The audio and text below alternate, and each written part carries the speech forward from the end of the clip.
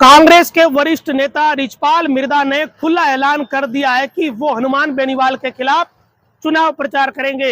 रिचपाल मिर्दा ने पहले तो ये बयान दिया कि वो ज्योति मिर्दा के लिए 2-4 दिन प्रचार करने जाएंगे और उस बयान के बाद जब राजनीतिक हलचलें हुई जिले में तो उसके बाद रिचपाल मिर्दा ने सफाई देते हुए नया बयान दिया। उस नए बयान में रिचपाल मिर्दा ने ये कह दिया कि उनके कहने का मतलब ये था कि वो हनुमान बेनीवाल के खिलाफ प्रचार करने जाएंगे और हनुमान बेनीवाल को हराने में अपनी पूरी ताकत लगाएंगे। रिचपाल मिर्दा के 2 बयान सामने आए और दोनों ही बयान बड़े चर्चा में हैं। पहला बयान रिचपाल मिर्दा ने डेगाना में अपने समर्थकों को संबोधित करते हुए दिया, जिसमें यह कहा कि ज्योति मिर्दा उनकी बेटी है और 2-4 दिन वो उनके लिए प्रचार करने जाएंगे। उन्होंने अपने समर्थकों से इसके लिए सहमति ली। समर्थकों ने भी रिचपाल मिर्दा को सहमति दे दी। हालांकि हैरान कर देने वाली बात यह कि रिचपाल मिर्दा कांग्रेस के नेता है और ज्योति मिर्दा बीजेपी की नेता है। रिचपाल मिर्दा किस तरह से ज्योति मिर्दा का प्रचार करेंगे ये तो रिचपाल मिर्दा ही जाने, लेकिन रिचपाल मिर्दा ने ये बयान देकर नागौर जिले की राजनीति में हलचल जरूर पैदा कर दी है। जब रिचपाल मिर्दा का ये बयान बुरी तरीके से वायरल हो गया तब रिचपाल मिर्दा को यह एहसास हुआ कि मामला गड़बड़ कर दिया। तब रिचपाल मिर्दा ने सफाई देते हुए नया बयान जारी किया। उस नए बयान में रिचपाल मिर्दा ने हनुमान बेनीवाल को जमकर घेरा।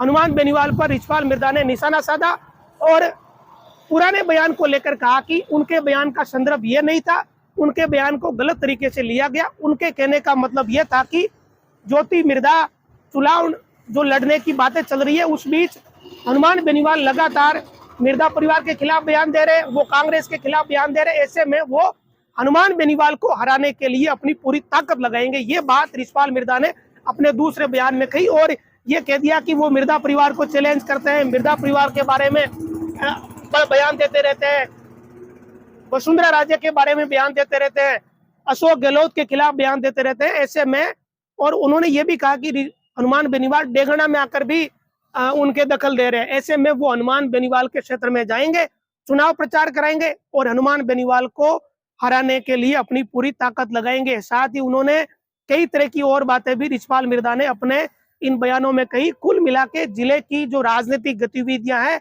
जो एकदम सुस्त पड़ी थी, उन सुस्त राजनीतिक गतिविधियों में रिचपाल मिर्दा ने नई हलचल पैदा कर दी है। नागौर जिले में रिचपाल मिर्दा इकलौते ऐसे नेता है जो पिछले 15 दिनों की बात करें तो इकलौते रिचपाल मिर्दा ही वो नेता है जिन्होंने राजनीतिक बयान दिए हैं और राजनीतिक बयान देकर वो चर्चा में आ गए। बाकी किसी भी नेता की अगर बात करें तो सारे नेताओं ने चुप्पी साध रखी है। आज हनुमान बेनीवाल की मेड़ता में सभा है। रिचपाल मिर्दा के इस बयान के बाद हनुमान बेनीवाल किस तरह के बयान देंगे इस पर भी हमारी नजर रहेगी। लेकिन ये कुल मिला के एक बात साफ हो गई है कि मिर्दा बनाम बेनीवाल ये इस बार चुनाव में दिखेगा।